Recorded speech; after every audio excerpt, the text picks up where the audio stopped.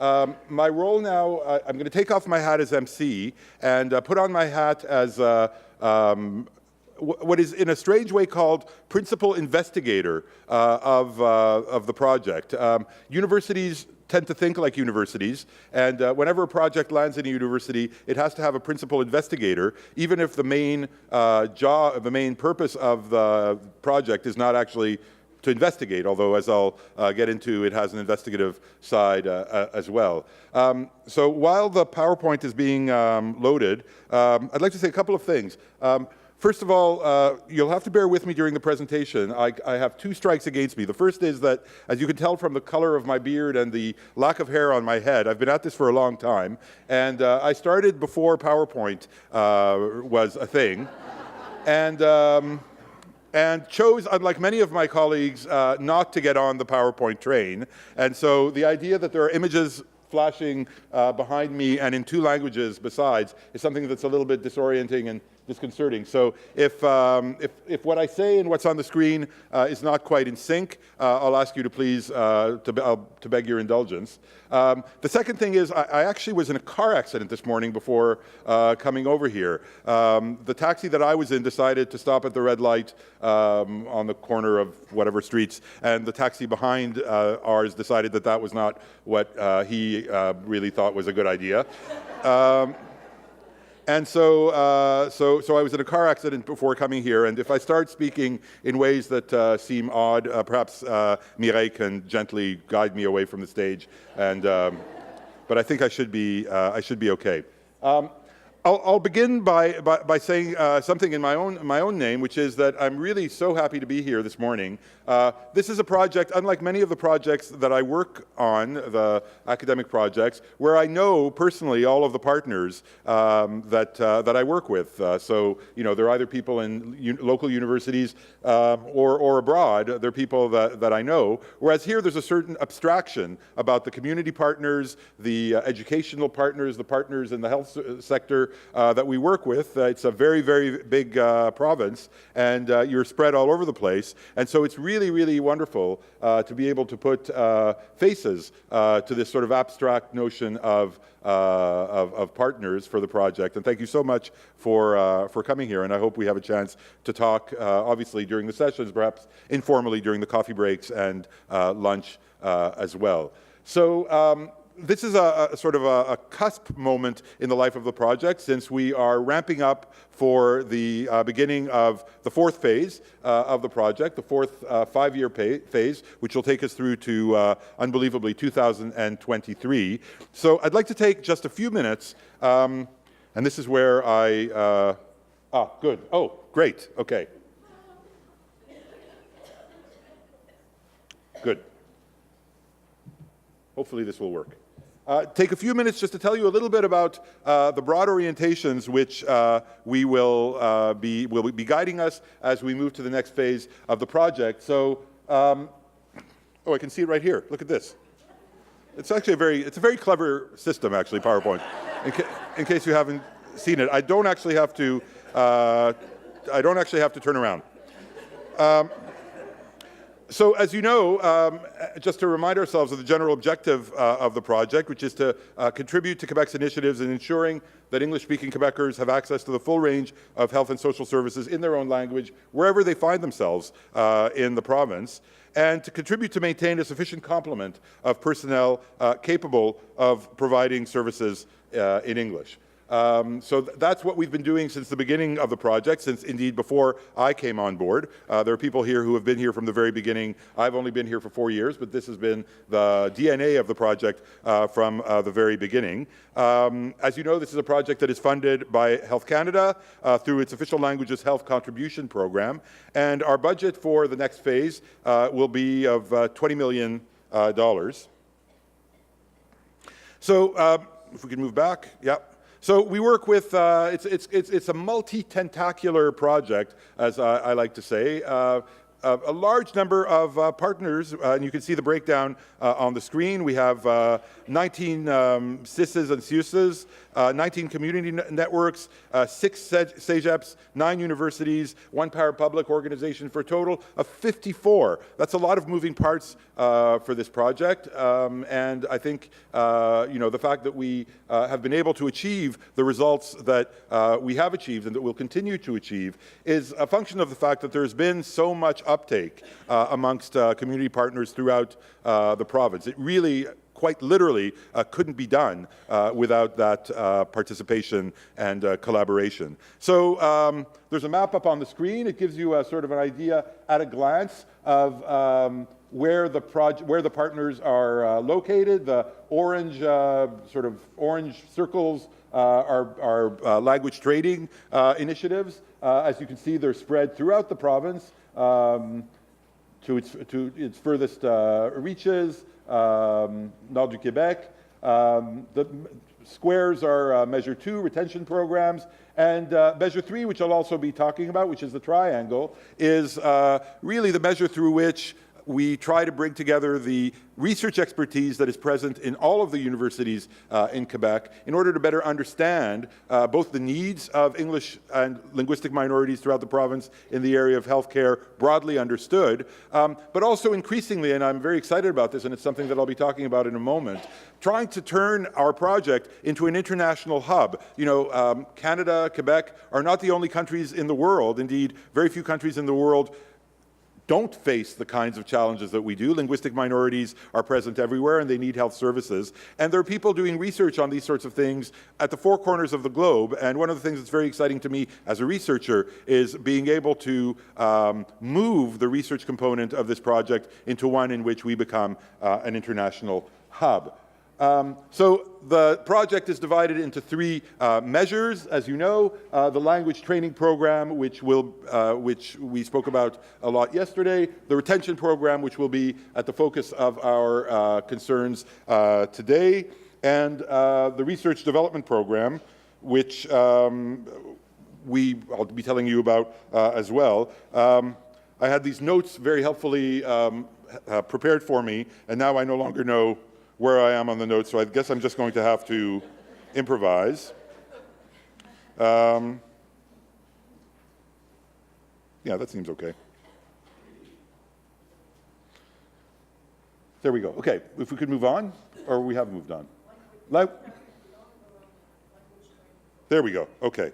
So the language training program, which is Measure 1, has 3 components to it itself. As you know, and as we've been talking about, courses in English for professional purposes, for French-speaking health and social service professionals, courses in French for professional purposes for English-speaking personnel, and support activities for learners and trainers.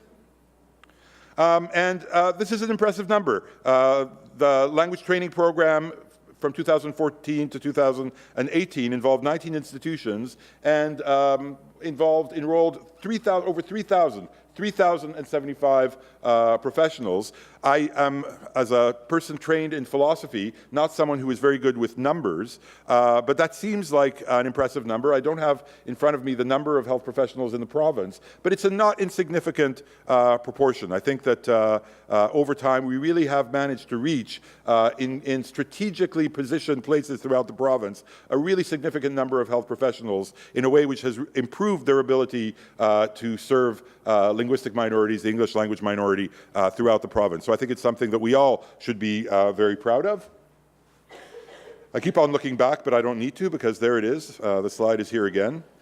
So looking towards the future, I think that what we really want to do is to build on our successes, but also anticipate gaps, ways in which we can not just build on the successes of the future, keep on doing what we've done successfully, and increase our numbers, but also identify things that we have to start doing as well. So as we look to the future, one of the things that we want to do, and this connects very much with what the Minister was saying about really empowering young Quebecers to think about staying here and staying in their regions in order to practice their professions in a way which is both of service to the community but also enriching to them.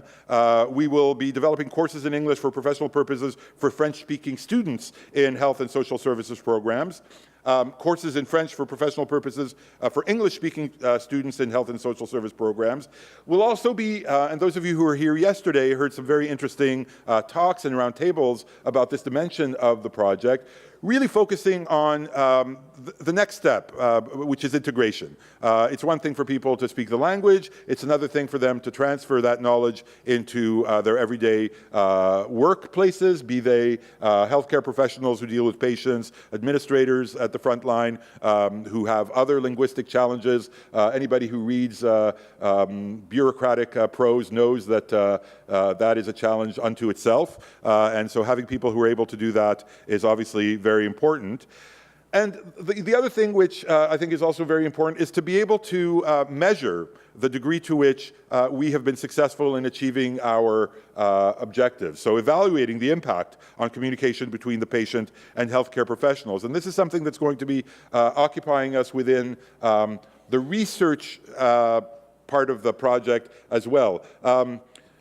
You know, there's an old joke. I have known to not be able to give a presentation without telling a joke. So true to my tradition, I will tell a joke. But it's actually a joke that is meaningful to this project. It's a joke that a lot of you have probably already heard, but I'll tell it anyway because it's not a bad joke. There's a man who is on his hands and knees underneath a street light, obviously looking for something. A good Samaritan walks by, sees him looking, and decides that he'll get down on his hands and knees and help him. Asks him, "What are you looking for?" "Oh, I lost my keys." They look for a few minutes. The good Samaritan, after a while, says, "You know, we've looked this area pretty thoroughly. I don't think your keys are here. Are you sure that you lost them here?" And the guy says, "Oh, no. I lost them over there, but here under the street light, there's a lot more light."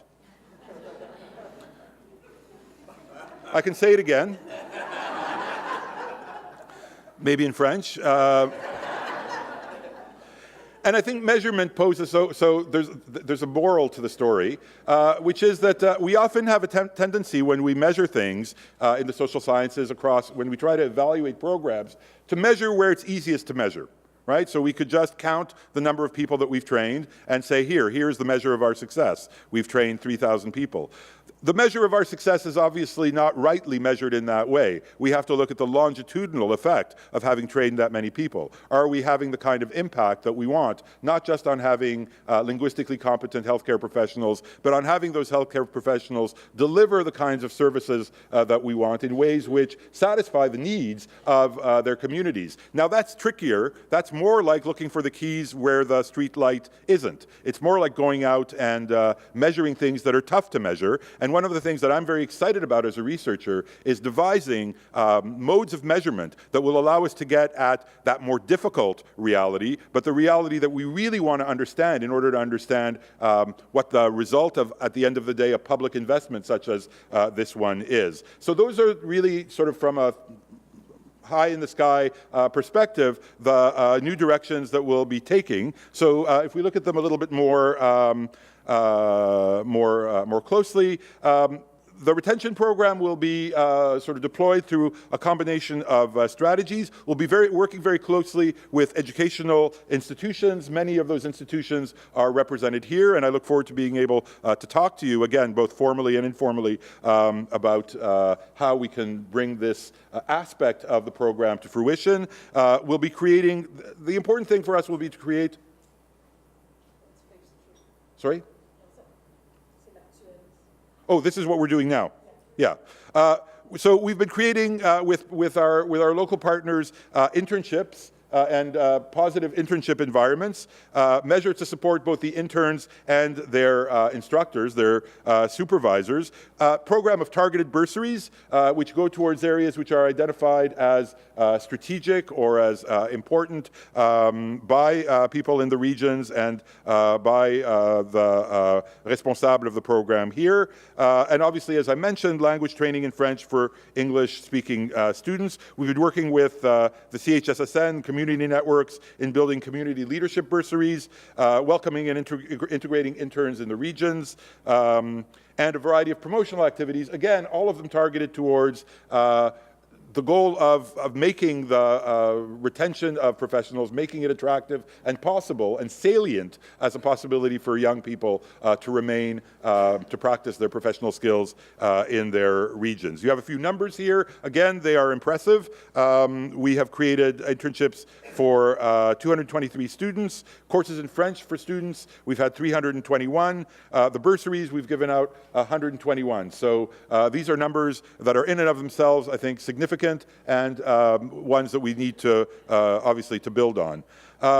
So what does the future hold? Well, again, continuing to do the things that we've done well by increasing support to community networks for internships and employment of students, increasing support to students from regions to intern in their home regions. After all, that's the goal, getting them back, having them trained perhaps in institutions like McGill or wherever, but then getting them back. And that's a challenge that we want to be able to contribute to. We want to increase the numbers and ranges of targeted bursaries, that is, bursaries that create professional opportunities for people in areas of healthcare that have been deemed to be particularly lacking, where there are particular gaps that need to be filled. For example, I think we spoke earlier about orthophonie, about speech pathology.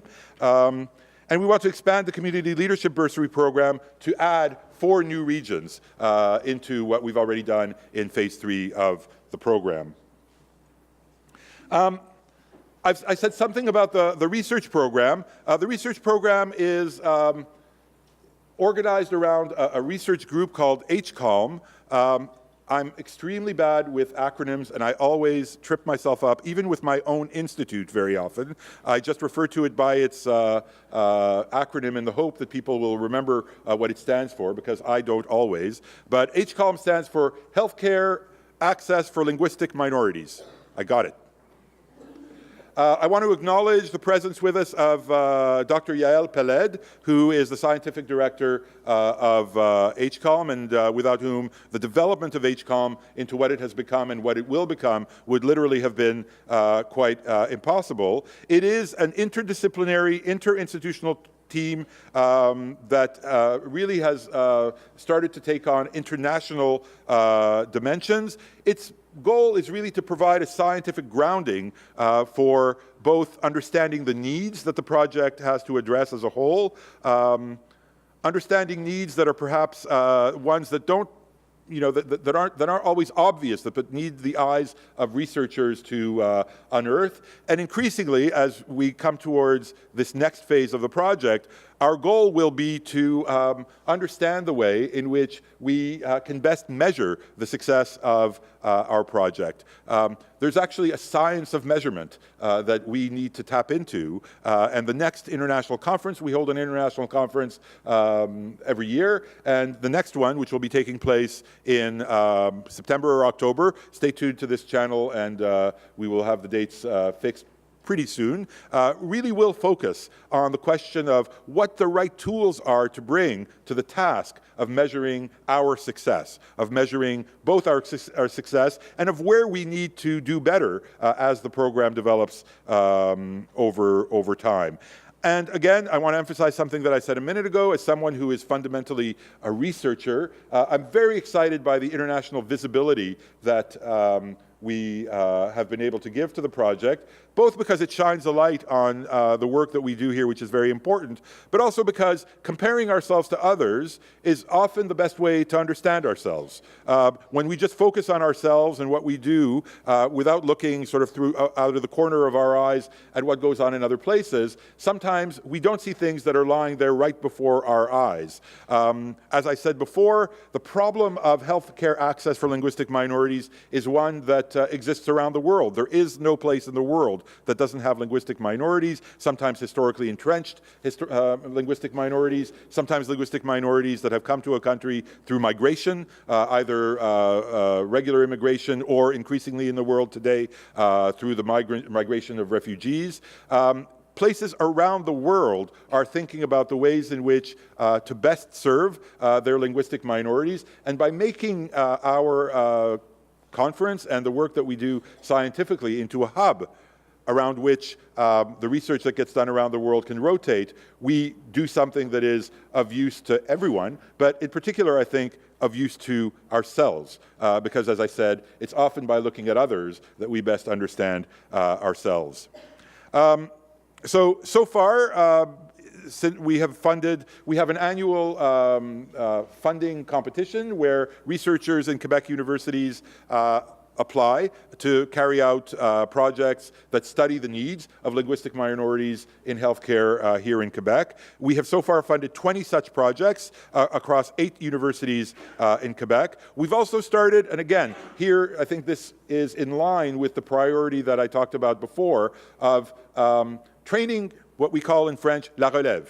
Right? It's not just a question of giving tools to people who are already in professional positions, but of looking to the next generation of people who we hope will be able to help us in understanding our needs. We started a internship program that is run through the institute that I direct, the Institute for Health and Social Policy, that funds student research projects and gets students interested in the study of the healthcare needs of linguistic minorities. The hope here is very much a seed grant project, that is by planting seeds, we will be able to generate more interest than there might otherwise have been in continuing to study these projects. Every doctorate that gets done by someone who perhaps had her or his interest piqued in the problems of healthcare minorities' healthcare needs is a token of the significance and the success of this dimension of the project. And as I've mentioned, we've had 2 international conferences thus far, and a third one, which we are just in the beginning phases of planning for the fall of 2018, which will focus on the theme of measurement.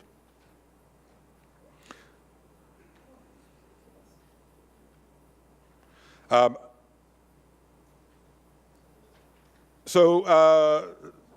think we're now I'm now at the point where, is this where we should be?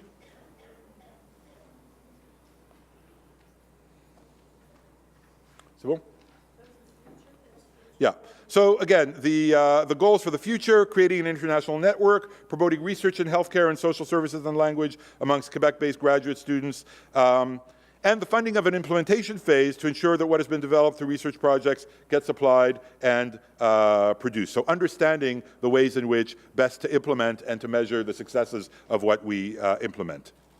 So that gives you sort of 32,000 feet in the air sort of look at the big challenges, the big goals that we hope to achieve in the next 5 years. I'm very excited to be a part of the project. It's a project that has come to mean a lot to me. I'm very happy to see all of you here to talk about the project. If there are any questions, how are we doing for time? We're exactly on time, which is, again, a testament to the gentle but effective steering of your Master of Ceremonies. So we have a few minutes if people have any questions on these general orientations. The minister is still here with us. If there were any questions for you, would you be willing to entertain them as well? Great. This is actually, I would almost rather that it's an amazing opportunity that we have for the minister to still be here with us. So if there are any questions for her, please feel free as well. We have two mics located at different places in the room, so the floor is yours. Hi. I don't know if this is on. It's on? Okay. Oh, geez, now it's loud. What I would like to see with the McGill project, because we're very involved, I think, with the internships, the language training components, the research, myself anyway, I'm in a region, maybe it's different. Could you perhaps introduce yourself? Oh, Kimberly Buffett from the Coasters Association. What we would like to see is more applied research being done in the regions. What we've been experimenting with is trying to get actually universities to place students that are doing masters or PhDs in the region to do applied research and have a professor that supports them from a distance, which I think could also solve some of our issues with really high like psychology, for instance. It's 20 years we haven't had a psychologist placed on the Lorna Shore. We've had a really good job posting, but no one's taken it. But someone that would come to the region, maybe even from the region, that could do a PhD and study and, like I said, solve some long-term issues of access and all of those things. Also, in terms of recognizing ourselves as an international, I'd like to see more community presence at those meetings, because I think it's a big voice that's missing in the research community, is to actually hear from those people. And I had the privilege to go to Norway and Iceland 2 years ago to visit other northern communities. And I think there's a lot of sharing that could happen of things that we found as well. So those are all extremely, both extremely helpful remarks. I noticed Yael taking notes feverishly. I mean, another way of understanding our priority for the research component for the next few years goes exactly the direction that you mentioned, which is to achieve more integration between what we're doing at the level of Measure 1 and Measure 2 and the research, to really have the research be a support, and a support in particular for identifying needs that are not yet addressed. So I have to admit that the idea of placing a university-based researcher in a region like yours is one that we really should give some serious thought to and try to figure out how to implement. And perhaps sorry? Well, this is what the coffee breaks are for at a session like this. Let's get together and exchange emails and names and phone numbers and all of that. Thank you very much for those remarks. So my name is Doug Brown. I'm the Dean of Technologies at John Abbott. And I'm just going to make a comment on your comments about the research dimension of what you're doing. I was going to incorporate them into my presentation, but I thought I'd give you a chance to respond. It's a comment that, and I'll pose a question later, and if you have any answers, you can answer. It's just that the CEGEPs are, among educational institutions in Quebec, the ones that in some ways, especially the English-speaking ones, are closest to the English-speaking community. And within the CEGEP network, there's an increasing emphasis on research and on the research capacities of CEGEPs. So my question would be, do you see a role for the CEGEP and CEGEP researchers in that dimension of the project? And maybe if you do, can you maybe sketch or suggest some areas where we might be able to get on board? Absolutely. I mean, just anecdotally, I can tell you that one of the other hats that I wear many hats, although I'm not wearing a hat right now. Amongst the many hats that I wear is being part of a project on, let's call it food policy at the level of the City of Montreal. And the person who is the, actually, now that I think of it, she is the partner of one of the professors at John Abbott. Annalisa Augno is a researcher, educator at Dawson College. I have two kids who have been through the CEGEP system thus far, and what strikes me is that the CEGEP system, looking at it very almost economically, there's an efficiency loss. We have people who are in the CEGEPs who have research capacity that we do not tap to a sufficient degree. You know, we have people with research profiles coming into CEGEPs that are just the same as those that end up going to universities. And I think that if we were to look at our education system almost in a very sort of cold managerial way, we think, why are these people being sidelined from research so quickly? We have to tap their skills, tap their knowledge, especially when, as you say, they are located in a place which places them so close to what is of interest to the project right now. So one of the hopes that I have for the next phase of the project is to sit down with people from the CEGEP system, because each CEGEP, as you know, does have somebody, an office that does promote research, and you know, to try to bring them in as partners as well. We haven't done so yet, and that's a limitation. Perhaps I should have mentioned it during the presentation, but I'm glad that you did. And John Abbott is a very natural partner, because in many ways, your presence here testifies to the fact that in other dimensions of the project, it already is. Good morning, Charlene Sullivan from Neighbours in the Abitibi region. When you were giving the stats, which are very impressive, but I vote to everybody involved, you mentioned that there's a little over 3,000 people taking second language training. And I wonder if you would have the number of how many of those are actually taking French courses versus the English. Oh gosh, I don't have them off the top of my head. I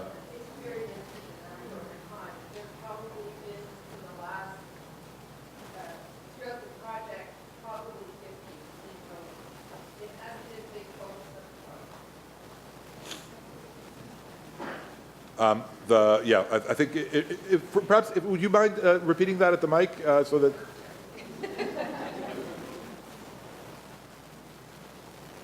The option has always been possible for French language training to be offered for English-speaking professionals. It hasn't been as popular or as requested by the agences and now CISs over time, but there have been a certain number.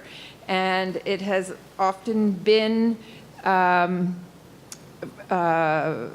areas where there's a fairly significant English population and those employees are limited in their capacity to give service in French. I'm thinking, I can tell you, the Pontiac region of the Outaouais has in the past trained Francophones, and also in Montérégie there was Pavillon Foster, I believe, was the institution that chose to offer English courses. So over time, I'm going to say, from having collected the statistics but not having looked at them recently, around 50 people, I would say. Mireille?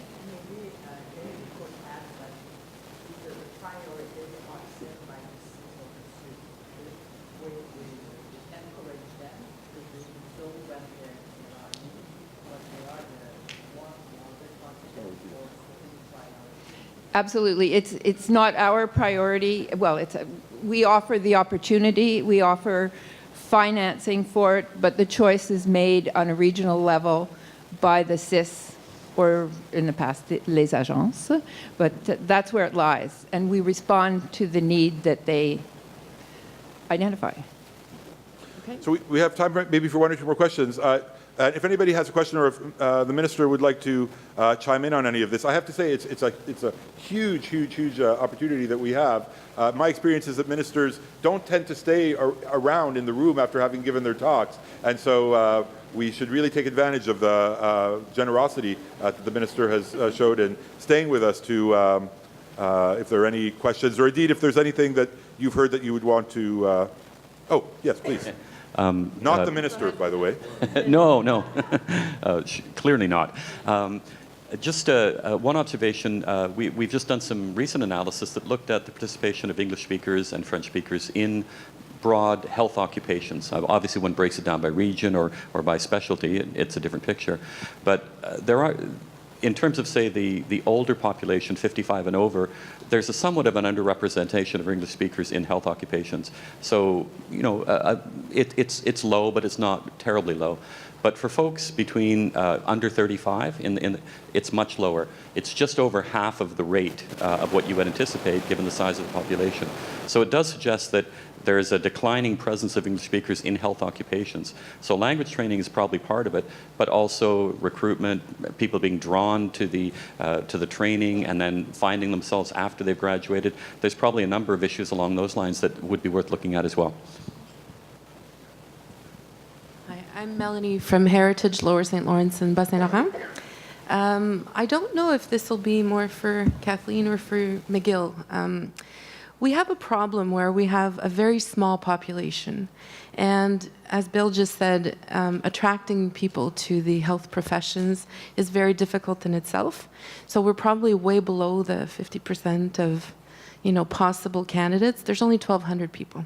So in the last 3 years or 4 years with McGill, we've had a lot of candidates for bursaries who are inquiring and wanting to participate, but either they haven't spent 2 years in our region already, or they want to do part-time studies. Those are two questions that come in every single time we do a call for bursaries, it would be a huge lever for us to have those accesses to either do distance education with support.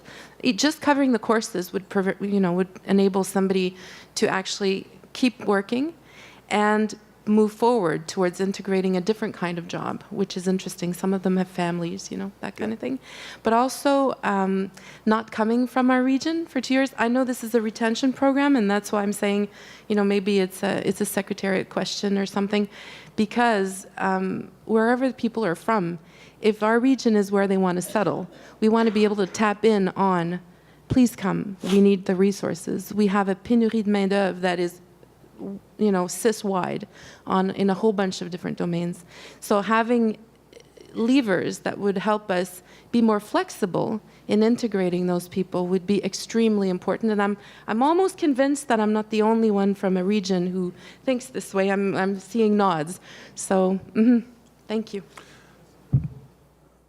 I don't know, Minister, whether it's something that you wanted to say anything. From the point of view of the project, I mean, this is exactly the kind of suggestion I saw this time Mireille taking feverish notes while you were speaking, that justifies all of us getting together on a day like today, because there are often very sort of low-tech fixes that can be made in order to address the kinds of problems that that wouldn't require reinventing the wheel. And perhaps we can catch a few minutes during coffee break to exchange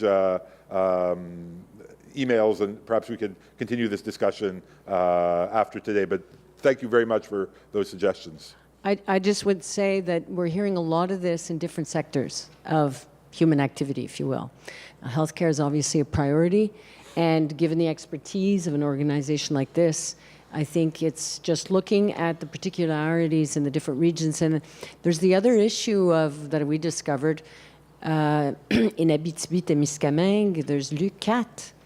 They can teach, there's CEGEP and university, they can teach courses to the native communities in English, but they don't have permission to teach in English. Same as so our the region. English kids leave the region, never come back.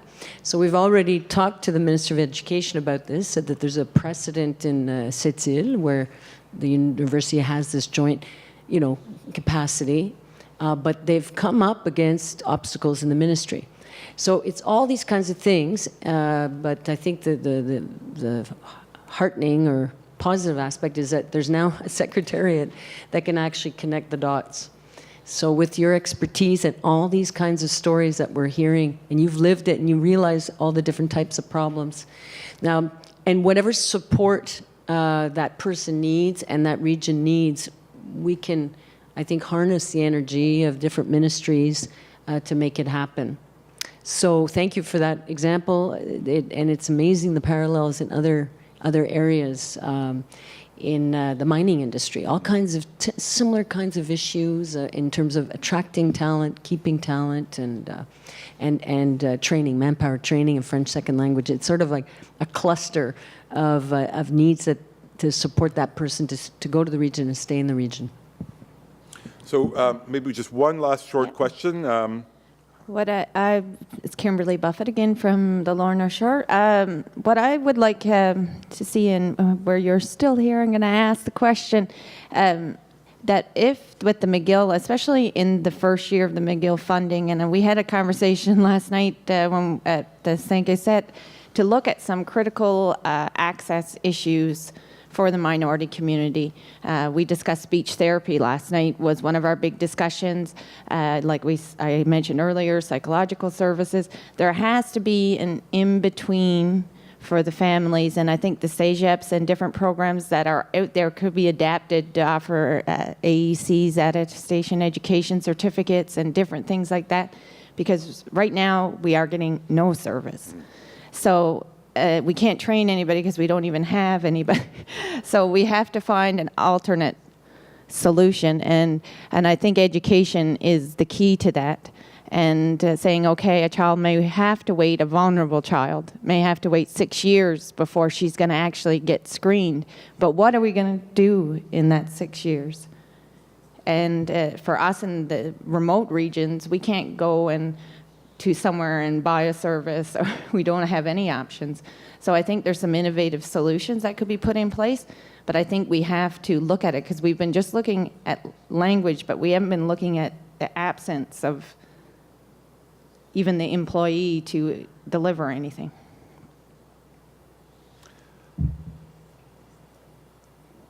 I don't know whether it's okay. So again, that's a remark that we need to take under advisement. We have to find ways. Obviously, speech therapy is one of the priority areas that we're targeting. We're going to be working with McGill to create more places for the training of speech therapists. Obviously, there's a medium and long term, and then there's a short term. And the creation of new spaces addresses medium and long. It doesn't necessarily address short term. But again, thinking about what we were saying in discussion with another person, maybe you and I could talk offline and think about ways in which we can address needs that are there right now that can't wait for the fruition of the measures that we are putting into place to address exactly that need.